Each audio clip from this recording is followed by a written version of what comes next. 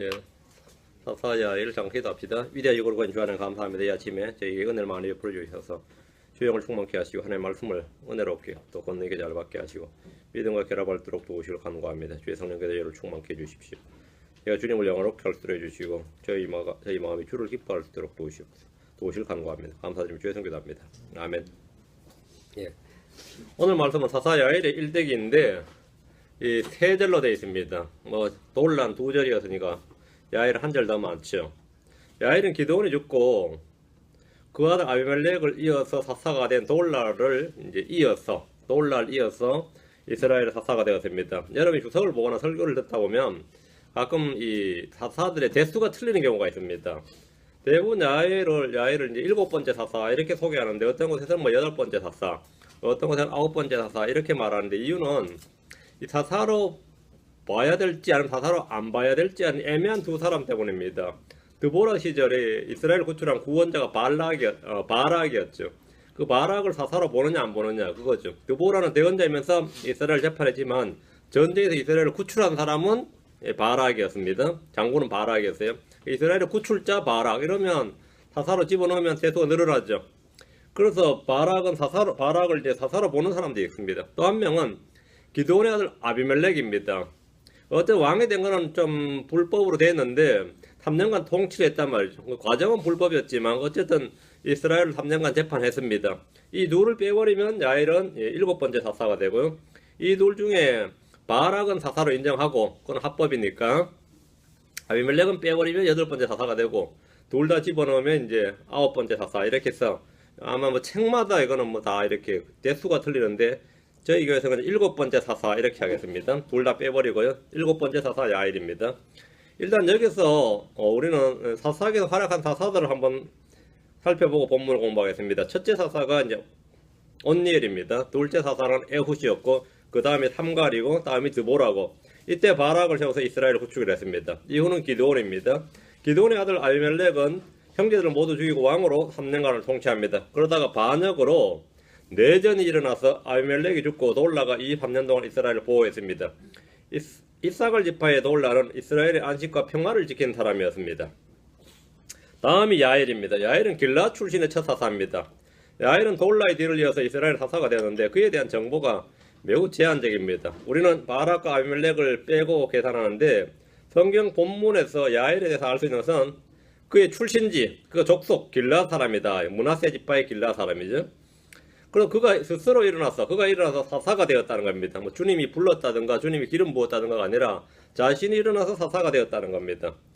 그의 아들이 30명이었다는 것과 사사로 재위한 기간이 22년이었다는 그리고 죽어서 가문에 묻혔다는 겁니다. 그 정도가 이제 이 3절부터 5절에 나오는 이 내용의 전부입니다. 이제 겸하 유추해 볼 수 있는 것은 그가 엄청난 거부였다는 것과 길르앗 지방에서 그 맹주격이었다, 호족이었다, 뭐 지방 토호였다. 이것도 알 수 있습니다. 야일에 대한 짧은 말씀 속에서 이 시간 우리가 은혜를 얻고 진리를 공부하고자 합니다. 성경을 공부하는 방법 중에 하나가 인물로 보는 성경 공부, 뭐 인물로 보는 역사에서 인물 중심으로 성경을 공부하는데 아담으로부터 시작해서 중요 인물들 훑어 내려가면서 연관된 사건을 엮어서 공부하는 걸 이제 통사론적 성경 공부 이러죠. 거기서 이제 하나님의 구속 사역과 예언을 함께 볼 수 있는 매우 좋은 성경 공부 방법입니다. 인물 중심으로 성경을 볼 때 이제 노아, 아브라함, 이삭, 야곱, 모세, 여호수아, 다윗 이런 인물들은 성경에서 그 분량을 굉장히 많이 차지합니다. 계속해서 뭐 그들만 나오는 것처럼 인물이 많이 나오는데 반면에 한두 줄로 나온 사람, 이렇게 뭐 돌라나 야일처럼 한두 줄로 나온 사람도 있고 어떤 사람은 한두 단어로 이러면 누구의 아들 누구하고 끝인 사람도 있고 그나마 대부분 이러면 안 나오죠. 그럼 한 줄이라도 등대 뒤에 있으면 나은 거고요. 대부분의 사람들은 이름조차 기록되어 있지 않습니다. 사사기는 여호수아 죽은 이후부터 사무엘 등장 이전까지 다루고 있는데 사사들 중에 야일은 삼갈 돌라와 마찬가지로 매우 짧게 그의 일생이 기록되어 있지만 분명한 것은 22년 동안 이스라엘을 통치했다는 겁니다. 22년을 사사로 재직했다. 엄청난 긴 시간이죠. 22년이면 뭐 박정희도 그만큼 못했어요. 엄청난 긴 시간이에요. 돌란 이스라엘을 보호했다는 그의 사역에 대한 기록이 있는데 야일은 뭐 이스라엘을 구출했다든가 이스라엘을 보호했던가 뭐 이스라엘 뭐 그런 건 없습니다. 그냥 이스라엘 재판했다 이렇게 나오죠. 그 이스라엘 위에 뭔가 했다는 기록은 전혀 없습니다. 그런 사사로니까 재판했다는 말 외에는 아무것도 볼 수가 없습니다. 야엘은 이스라엘을 구원한 구원자가 아닙니다. 그렇다고 이스라엘의 보호자도 아니었습니다. 그는 재판관으로서 22년간 이스라엘을 재판했는데 행정관, 통치자였습니다. 이것이 전부입니다. 그는 평화의 때에 사사로서 이스라엘을 재판한 지도자였습니다.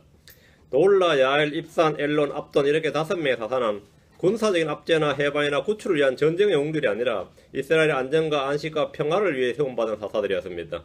돌라는 아비멜렉과 세겜 사이에 있었던 싸움으로 인해서 위기에 빠진 이스라엘을 치유하면서 이스라엘을 보호했습니다. 야엘은 돌라의 사역을 그대로 승계해서 이스라엘 안전을 도모했고 평화를 유지했습니다. 이것은 적을 물리치거나 민족을 구출하는 것보다 결코 적지 않은 사역입니다. 우상숭배로 미끄러져가는 백성들의 신앙을 붙들어주고 외적들의 침략에 빌미를 주지 않고 22년 동안 태평성대를 구가하는 이런 그 공로가 적다 이렇게 볼 수가 없습니다. 싸워서 이기는 왕이나 장군처럼 화려하진 않지만 평화의 때에 평시에 민족의 안정을 위해 평화를 지키고 유지하는 일은 결코 적은 일이 아닙니다. 돌라와 야엘 2명의 사사가 재판하던 45년 동안 이스라엘은 안식과 평화를 누렸습니다. 자, 본문을 보겠습니다. 3절입니다. 그 뒤에 길르앗 사람 야엘이 일어나 22년 동안 이스라엘 재판하니라. 그 뒤에 누구죠? 그 뒤에 이 말은 돌라가 죽은 뒤에 이 말입니다. 돌라가 사사로 재직한 뒤에, 돌라가 죽은 뒤에 사사 돌라는 23년을 재판한 후에 죽어서 에브라임 지파의 3일에 묻혔습니다. 돌라는 유능한 통치자요 행정관료로서 사사했습니다. 돌라의 죽음으로 이스라엘은 행정에 공백이 생겼고 안정적이던 정치, 행정, 치안, 국방, 외교 등의 전반적인 문제가 생겼습니다. 돌라가 죽었어요. 누군가 돌라가 했던 업무를 인수인계해서 안정적으로 국정을 이끌 사람이 절실히 필요했습니다.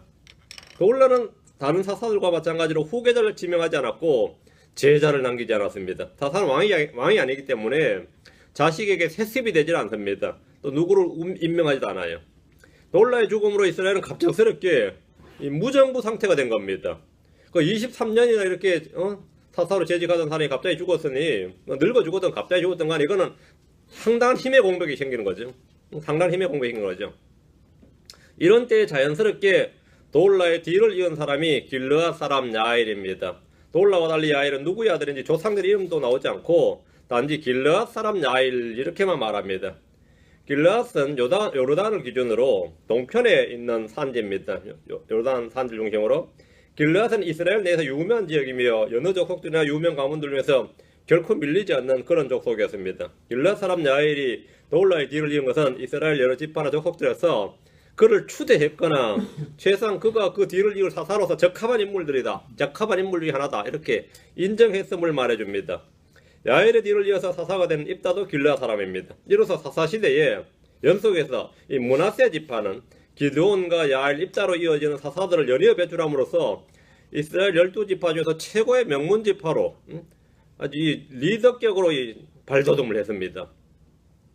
길르앗은 이전에 드보라가 이스라엘 재판하던 시절에 바락과 함께 시세라와 전쟁을 벌일 때 요르단 건너편에서 그냥 구경만 하고 전쟁에 참여하지 않았던 방관자였습니다. 길르앗은 전쟁을 좋아하거나 돕는 지파가 아니었습니다. 그런 길르앗에서 처음으로 이스라엘의 사사가 나왔습니다. 길르앗 사람 야엘은 전쟁을 하는 재판관이 아닙니다. 전쟁이 없는 때에 사사가 되어서 이스라엘을 다스리는 일에만 전념을 했습니다. 그 뒤에 길르앗 사람 야엘이 일어나 성경은 야엘의 할아버지나 아버지 이름을 적지 않고 길르앗 사람 야엘, 길르앗 사람이라는 사실을 기록하고 있습니다. 길르앗은 요르단 동편 지역의 지명 이름이고 또한 길르앗은 사람 이름입니다. 지명 이름도 되고 사람 이름도 되는데 요셉의 장자 므낫세가 낳은 아들 이름 중에 하나가 마길인데 마길의 아들의 이름, 므낫세 손자 이름이 길르앗입니다. 근데 이 야곱이 가족을 데리고 라반을 떠나서 도망할 때 그가 방향을 딱 잡은 것이 길르앗을 향하여 길르앗을 목표로 잡아서 길르앗 산을 향해 얼굴을 고정하니라. 길르앗은 유명한 지역이죠. 라반은 도망한 야곱을 추격을 했는데 일주일 만에 따라잡아서 길르앗 산에서 야곱을 따라잡았습니다. 길르앗은 유향산지로 유명합니다. 길르앗은 또 샘이 많은 데다가 겨울엔 비가 많이 내리고 여름에는 이슬이 많아서 숲이 광활하고 약재 산지입니다. 약재들이 많았습니다. 유향도 일종의 약재고 약재로 쓰였던 것이고요. 게다가 길르앗의 고원은 가축을 키우기에 좋았고 농작물이 풍성했습니다. 이 지역은 갓 지파와 르우벤 지파와 므낫세 지파의 반이 상속을 받았습니다. 길르앗은 므낫세의 아들들 중에서 마길에서 난 아들입니다. 민수기 26장 29절 30절에 므낫세 아들들 중에서 마길에서 난 것은 마길 족속의 가족이니라. 마길이 길르앗을 낳았고 길르앗에게서 길르앗 족속의 가족이 나니라. 길르앗의 아들들이라니 예에셀에게서 난 예셀 족속의 가족과 헬렉에서 난 헬렉 족속의 가족과 이래. 그럼 이거 마길의 아들 길르앗, 그리고 길르앗에게서 길르앗 족속이 나왔다 그랬죠. 이 말씀에 따라서 길르앗 사람 야엘은 므낫세 지파임을 알 수 있습니다. 길르앗이 므낫세 후손이라는 것은 성경 어디에서나 쉽게 확인할 수 있습니다. 다시 3절. 그 뒤에 길르앗 사람 야엘이 일어나. 돌라가 죽자 길르앗 사람 야엘은 돌라를 대신해서 일어나서 이스라엘을 재판했습니다. 길르앗 사람 야엘은 사사 돌라가 죽자 이스라엘을 보호했던 돌라의 사역을 막기 위해서 스스로 일어난 겁니다. 그는 이스라엘의 배교를 막기 위해서 일어났습니다. 이스라엘의 평화와 안식을 지키기 위해서 일어났습니다. 외부의 적들로부터 이스라엘을 안전하게 지키기 위해서 일어난 겁니다. 그는 자원해서 일어났습니다. 주의 부르심이라 기름 부으심이 없이 그는 스스로 일어난 겁니다. 어떤 이는 자신의 신념을 위해서 일어납니다. 어떤 이는 개인의 자유나 권리를 지키기 위해서 일어납니다. 어떤 이는 조국의 발전을 위해서 일어났다고 합니다. 어떤 이는 여성의 인권이나 소수자의 인권을 위해서 일어납니다. 시위대나 데모꾼들도 뭔가를 해서 일어납니다. 그들이 흔히 쓰는 구호가 뭡니까? 모두 들고 일어나자. 일어나자. 일어나자. 이게 뭐예요? 일어났다. 그 뒤에 길르앗 사람 야엘이 일어났다. 야엘은 하나님의 영광을 위해서, 형제들을 위해서 뭔가를 행하기 위해서 일어났습니다. 불의와 불법과 우상 숭배와 배교를 척결하고 백성들이 하나님께로 돌아서거나 미끄러지지 않도록 하기 위해서 그는 일어난 겁니다. 성경 말씀하시기를 시편 94편 16절에 누가 나를 위해 일어나서 악을 행하는 자를 칠까? 누가 나를 위해서 일어나서 불법을 행하는 자를 칠까? 내가 하겠다. 뭐 이런 사람 말이죠. 여기 이런 데에 대한 응답자가 바로 야엘이었다면 누가 나를 위해 일어나겠느냐? 근데 야엘이 일어났다 이거죠. 주님께서 누가 나를 위해 일어나서라고 누군가를 찾으십니다. 주님은 물으십니다. 누가 나를 위해서 갈까? 이사야 같은 사람이 바로 내가 가겠다 이거죠. 그게 일어난 겁니다. 우리는 응답해야 됩니다. 응답해야 됩니다. 누가 나를 위해서 증언할까? 일어나야 된다 이죠. 야엘은 뒤로 물러나지 않고 숨지 않고 도망가지 않았습니다. 야엘은 침묵하거나 가만히 앉아있지 않았습니다. 그는 일어났습니다. 주님은 여호수아에게 너는 일어나라 이렇게 말씀하셨습니다. 그는 주의 말씀에 따라 일어나서 주님 주신 약속의 땅을 정복하며 차지했습니다. 일어났다 이거죠. 드보라는 바락에게 일어나라 이 날은 주께서 시세라를 내 손에 넘겨주신 날이니라. 주께서 나보다 앞서가지 아니하느냐. 일어나라. 이때 바락은 자기를 따르는 10,000명을 거느리고 다볼산으로 내려갔습니다. 그는 일어났고 싸웠고 이겼습니다. 승리를 정기했습니다. 기드온은 저기에 진지로 정탐하러 갔다가 그들이 꾼 꿈과 해석을 듣고 돌아와서 300명 용사들에게 일어나라. 주께서 미디안 군대를 너희 손에 넘겨주셨느니라. 일어나라. 그리고 진격을 명령했습니다. 그들은 미디안 군대를 완전히 진멸했습니다. 일어나야 믿음의 경주를 달릴 수 있습니다. 일어나야 원수들과 싸워서 이길 수 있습니다. 물론 요나처럼 일어나서 도망가는 자들도 있습니다. 일어나서 도망하니라 뭐 이런 자도 있어요. 일어나서 도망한 자도 있습니다. 길르앗 사람 야엘은 돌라의 뒤를 이어서 일어났습니다. 그는 능동적이고 적극적인 믿음의 소유자였습니다. 주님은 말씀하십니다. 이사야 60장 1절에 일어나라 빛을 발하라 내 빛이 이르렀고 주의 영광이 일어나 내 위에 임하였느니라. 일어나라. 우리는 잠에서 깨어서 일어나야 됩니다. 누워 잠을 잔다면 깨어서 일어나야 됩니다. 앉아서 쉬고 있다면 일어나야 됩니다. 지금 전 세계에 흩어져 있는 유대인들은 미국이나 유럽이나 남미나 러시아에 그냥 죽치고 누워있는데 앉아있는데 그들 살던 땅에 그대로 있지 말고 일어나서 돌아가야 됩니다. 일어나라. 그래 주님 오실 날이 가까워지는 거죠. 일어나라 이거예요. 일어나라. 크리스천은 일어나서 주의 이름을 증언하고 복음을 선포해야 됩니다. 지금 세상이란 밭을 보십시오. 휘어져서 추수할 것이 많이 있습니다. 누군가 일어나서 밭으로 가서 일해야 됩니다. 전부 다 앉아서 구경만 하면 야 오국백과가 풍성하다 그런다고 해서 입에 들어오는 게 아닙니다. 나가서 배 와야 돼요. 일어나야 됩니다. 바다에 고기들이 저렇게 많구나. 일어나서 그물을 던져야 돼. 가서 그물을 던져야 됩니다. 누군가 일해야 됩니다. 우리가 앉아서 놀고 있거나 누워 자고 있으면 누가 일어나느냐? 거짓되은 자들이 일어납니다. 기독교 교회 간다고 거짓되은 자들이 일어나요. 거짓 교사들이 일어납니다. 거짓 벌떡 일어나서 활약을 합니다. 심지어 거짓 그리스도들이 일어나서 사람들을 속이고 세상을 속입니다. 진리를 위해서 일하는 일꾼들이 일어나지 않으면 그에 상하는 거짓되은 자, 거짓 교사, 거짓 그리스도들이 일어납니다. 일어나요. 진리를 위해서 일어난 성도들이 없을 때 무슬림들이 일어나고 구루들이 일어나고 요가 수행자들이 일어나고 은혜의 복음 대신에 율법을 선포하는 무리들이 일어납니다. 그들이 막 휩쓸고 다닙니다. 초대교회 때부터 예루살렘에서 바리새인들의 분파에 속하는 어떤 자들이 어떤 믿는 자들이 일어나서 믿는 성도들에게 할례를 행하고 모세 율법을 지키라고 명령한 것이 필요하다고 주장을 했습니다. 그때 막 논쟁이 막 일어났어요. 그 논쟁이 막 일어나네. 한참 논쟁이 벌어지니까 누가 일어났어요? 베드로가 일어났습니다. 그때 베드로가 일어나서 할례나 율법 준수가 아니라 오직 은혜, 오직 믿음을 통한 구원의 복음을 선포했습니다. 일어나야 됩니다. 누군가 일어나야 된다 이거죠. 우리가 일어나야 됩니다.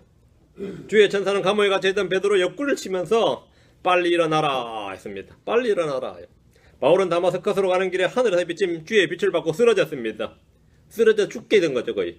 그때 주님은 오직 넌 일어나 내 발로 서라. 내가 내게 나타난 것은 이 목적을 성취하기 위함이니 곧 내가 본 이 일들과 또 앞으로 내가 내게 나타낼 그 일들에 대하여 너를 사역자와 증인으로 삼기 위함이니라. 너는 뭐라? 일어나라. 오직 넌 일어나 내 발로 서라. 일어나라 하면 주님 우리에게 이르시기를 너 잠자는 자여 깨어서 죽은 자들로부터 일어나라. 그 속에서 내게 빛을 주시리라 하십니다. 길르앗 사람 야일은 자신의 삶이나 처지에 안주하지 않았습니다. 그는 돌라의 뒤를 이어서 주의 사역을 하기 위해서 이스라엘을 통치하기 위해서 재판하기 위해서 일어났습니다. 3절 다시 22년 동안 이스라엘을 재판하니라. 야일은 22년이란 긴 시간을 사사로서 이스라엘을 재판했습니다. 그는 자원에서 주의 일을 했고 맡은 일에 신실했습니다.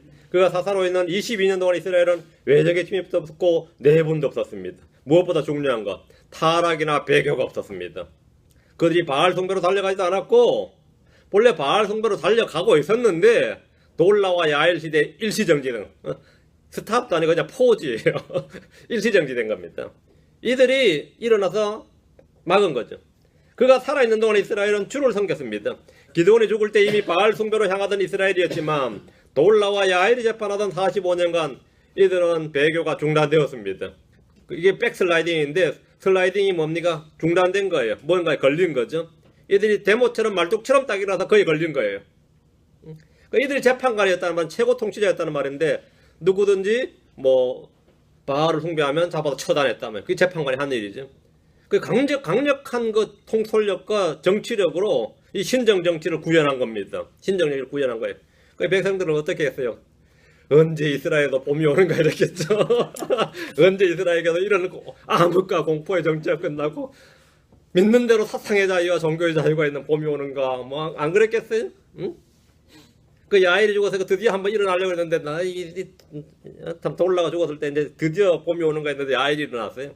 그 22년간 또 이러니까 난감했던 거죠. 그 배교가 중단됐다. 그 야일은 이스라엘의 부흥과 계획을 가져오지 못했지만 그들이 악을 행하거나 우상을 숭배하거나 주를 떠난 일에서부터 막는 일을 했다 이 말이에요. 막는 일을 했다. 물론 뭐 소금 뭐 부글부글 끓였겠죠. 내부 문제는 쉽게 해결되는 게 아닙니다. 야일은 이스라엘의 사사로서 22년 동안 배교와 부패를 막는 소금이었고 그들이 주를 따르고 섬기도록 비추는 빛이었습니다. 야일이라는 이름 자체가 빛을 비추는 자, 이 밝혀주는 자란 뜻인데 그는 그 이름대로 이스라엘의 빛이었습니다. 우리는 빛의 자녀고 빛을 비추는 자고 낮의 자녀로서 세상에 빛을 비추어야 됩니다. 우리는 선한 행위를 통해서 빛을 비추어야 됩니다. 주님께서 너희 빛을 사람들에게 비추어라고 말씀하신 대로 우리는 빛을 비추어야 됩니다. 4절입니다. 10장 4절. 그에게 아들 30명이 있어서 그들이 어린 낙이 30마리를 탔고 그들에게 30개 도시가 있었는데 그 도시들은 길르앗 땅에 있으며 이날까지 하봇야일이라 불리느니라. 참 이 말은 참 암시하는 게 이거는 읽으면 참 난감하죠. 응? 야일이 아들 30명이었다면 만으로 한 명은 아니었던 게 확실하죠. 아무리 적어도 서너 명은 됐겠죠, 그죠? 그 야곱이 4명의 부인에게서 12아들 낳았으니까 30명이면 얼마나 뭐 얼추 대충 생각해도 뭐 7, 8명 또는 10명은 됐겠구나 하는 생각이 들죠. 기드온의 아들이 70명이었던 것에 비하면 많은 것은 아니지만 기드온도 장난이 아니었어요. 아들 30명은 적은 수도 아닙니다. 이는 아내가 한 명이 아니라 여러 명의 것을 말해줍니다. 사사시대에 여러 아내를 두거나 처벌두는 것은 흔한 일이었습니다. 오늘날 만약 어떤 사람이 여러 명의 아내를 두거나 처벌둔다면 그건 뭐 용납할 수 없는 일이죠. 숨겨놓은 첩이라도 발각되는 날에 그냥 그 사람 목회 인생 끝나는 거예요. 그렇죠. 그런데 이건 이때 사사들이 이건 자랑이었습니다. 구약에서는 이런 일이 하나의 복을 받은 증거로 여겨졌습니다. 족장들의 시대나 사사들의 시대에 많은 아내를 얻고 많은 자식을 얻는 것은 하나의 복을 주신 증거로 믿었습니다. 야엘이 30명의 자녀를 두었다는 것은 그가 상당한 부자였음을 알려줍니다. 돈 없으면 그것도 안 되는 겁니다. 돈 없으면 안 돼요. 부자가 아니면 여러 명의 아내를 얻을 수가 없습니다. 게다가 30명의 아들들이 어린 낙이 30마리를 탔다 이렇게 말합니다. 그러면 어린 낙이 30마리 탄 게 뭐 대단한가 싶지만 그거는 이제 뭘 몰랐던 거예요. 부자가 아니면 이건 어림도 없는 일입니다. 오늘날로 말하면 이 자동차를 우리는 다 자동차를 타니까 자동차를 타는 이 시대의 사람들은 당시 어린 낙을 타는 사람들이 어떤 사람들인지 감이 잘 안 오는데 길라앗처럼 산지가 많은 곳은 말보다 나이가 주로 운송수단이었습니다. 발람이 왕에게로 갈 때 발람이 그 시대에 모압의 대원자로 다 유명한 사람이었습니다. 왕이 직접 사신들을 보내서 데려올 만큼 그런 사람이 왕한테 갈 때 뭐 탔어요? 나귀 안장을 얻더라. 발람의 나귀라 그러죠. 그 운송수단이 나귀입니다. 이스라엘뿐만 아니라 그 당시 그 지역 대부분이 이 나귀를 탔다 이 말은 그것은 귀족이란 뜻입니다. 게다가 이스라엘에서는 출애굽 이후에 말을 키우는 것이 금기시 되었고 불법으로 여겨졌기 때문에 말 대신 주로 나귀를 탔습니다. 근데 이제 말을 기른 사람이 이제 솔로몬인데 그건 과시용이었어요. 이 전쟁용이나 그게 아니라 과시용이었습니다. 이스라엘에서 나귀를 탄다는 것은 그가 귀족이란 뜻입니다. 앞으로가 사사기 5장 10절입니다. 사사기 5장 10절 다음 뒤에 12장 13절 이 사사기에서 나귀가 차지하는 비용 지위를 한번 보죠. 사사기 5장 10절 흰나귀를 탄 자들아 재판하려고 앉은 자들과 길에서 걷는 자들아 너희는 말할지어다. 여기서 흰나귀를 탄 자들아 이러죠. 이 구절에서 우리가 흰나귀를 탄 자들이 최고의 지위와 부와 권세를 지닌 사람을 쉽게 알 수 있습니다. 이스라엘에서 나귀를 탔다는 것은 요즘 말로 하면 이 최고급 승용차를 탔다든지 또는 이 자가용 비행기를 탔다 뭐 이런 정도의 말입니다.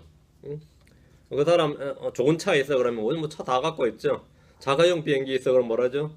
부자네 그런 거단 말이죠. 이스라엘에서 나귀를 탔다는 건 그런 겁니다. 사사기 12장 13, 14절 그 자식 30명인데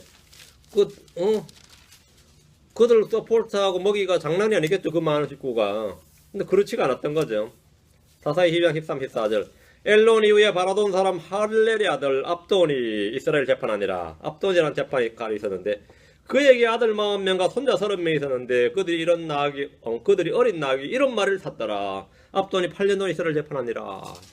이런 말이 이번에 이 양반은 그 야엘이나 압돈은 그 아들들이 모두 어린 나귀를 탔는데 이들이 당대 최고의 권력자들이고 부자였다는 겁니다. 압돈은 야엘보다 더 많은 아내와 자식들을 두었고 그들이 모두 나귀를 탔다 이렇게 되어 있습니다. 야엘의 아들들은 30개 도시가 있었습니다. 야엘이 22년간 이스라엘을 통치할 때 그의 아들들 30명은 이스라엘 도시를 하나씩 소유했습니다. 도시를 하나씩 소유했다. 이들은 집 한 채에 별장 한 채를 소유했다 정도가 아니라 도시 한 개씩을 소유했다 이거예요. 30명의 자식에게 이 정도의 재물을 나눠줄 정도라면 야엘이 어느 정도 부자이고 권력자였는지 한번 여러분 생각해 보십시오. 오늘날 백만장자라 불리는 재벌도 야엘에 비하면 그다지 큰 부자가 아닐지 모릅니다.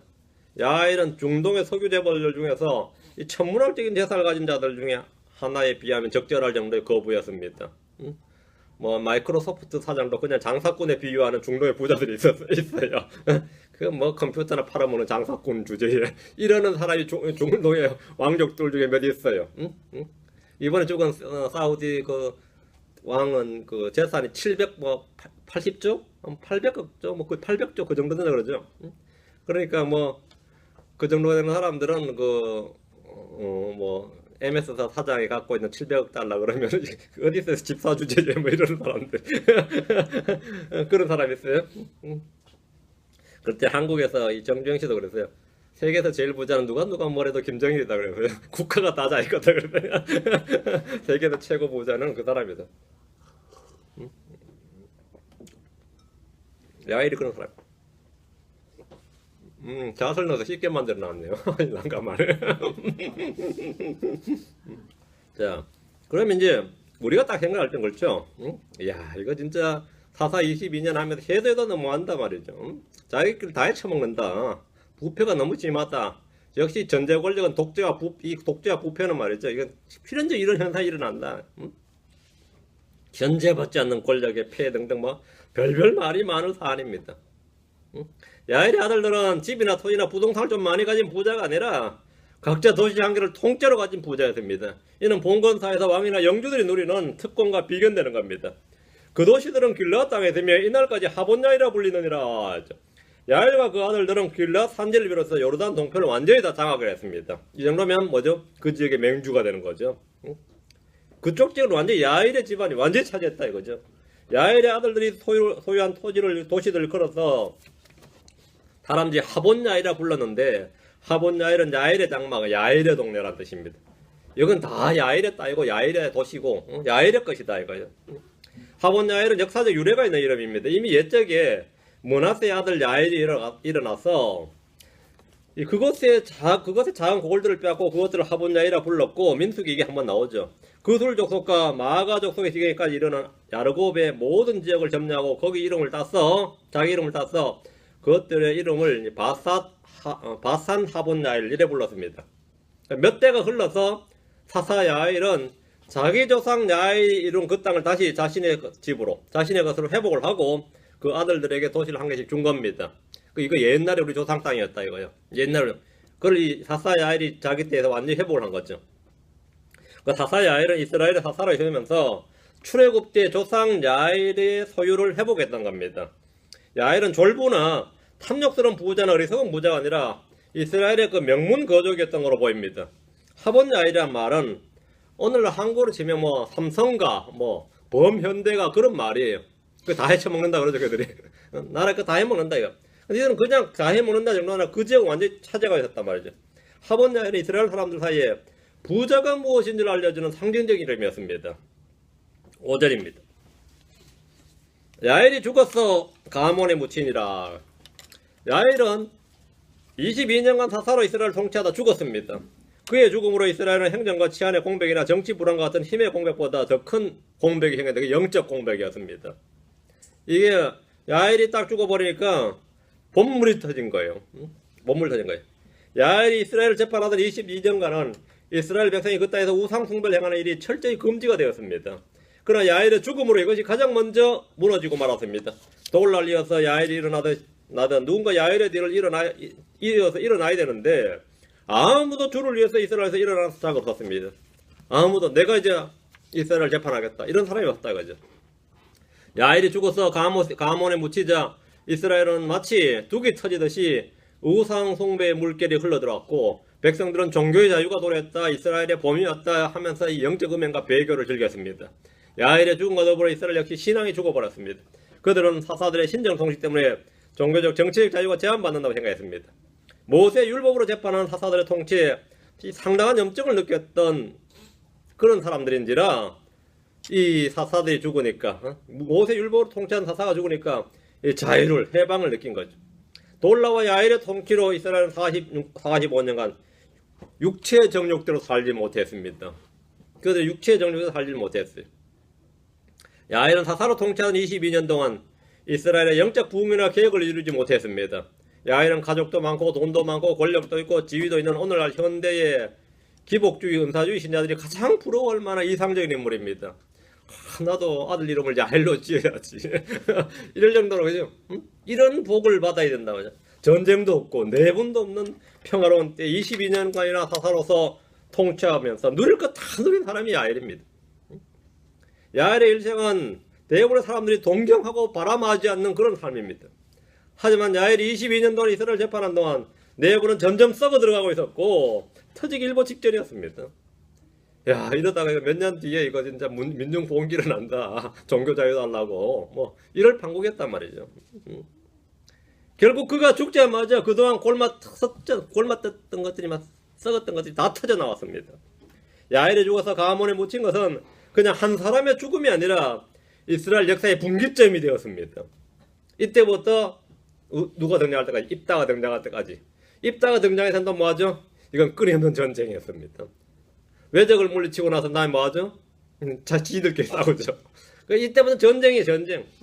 그 평화의 때는 완전히 가버린 겁니다. 평화의 때 완전히 가버린. 그의 죽음 이후에 입다가 등장하기 전까지 이스라엘은 극심한 배교와 타락으로 다시 원수들의 손에 넘어가고 압제로 신음을 하게 됩니다. 사사기 역사는 교회와 개인의 삶에도 동일하게 적용된 영적 원리가 있습니다. 그 교회도 마찬가지입니다. 아니, 성경적인 교회도 그 교회 창립자가 죽거나 목사 죽으면 2대 목사, 3대 목사쯤 오면 그냥 뭐 배교가 그게 따라죠. 나는 전임자와 같이 하지 않는다. 뭐 이러면서는 그렇죠. 나는 그렇게 하지 않는다 이거예요. 성경에서 배움과 교훈을 얻어야 됩니다. 우리는 성경에서 배움과 교훈을 얻어야 됩니다. 자, 오늘은 여기까지 하고 이제 사사기 다음 시간부터 또 좀 더 드라마틱한 걸로 하죠. 네, 입다입니다. 다음 시간부터 기도합시다. 주 하나님 감사합니다. 주께서 함께 도우셔서 저희 마음속에 주의 영을 충만케 하시길 원합니다. 전하신 주 하나님, 저희가 말씀을 통해서 훈계와 배움과 교훈과 경고를 받게 하시고 늘 저희가 깨어있게 하시고 저희가 야일처럼 일어나서 빛을 발할 수 있는 성도를 되도록 도우시길 간구합니다. 저희가 세상의 빛을 비추어 줄 수 있도록 해주시고 또 저희를 통해서 배교와 타락이 방지되고 또 주를 믿는 성도들이 주를 떠나지 않도록 그런 마음을 가지도록 도우시길 간구합니다. 전하신 주 하나님, 은혜를 많이 베풀어 주시옵소서. 감사드리며 주의 성기도합니다. 아멘.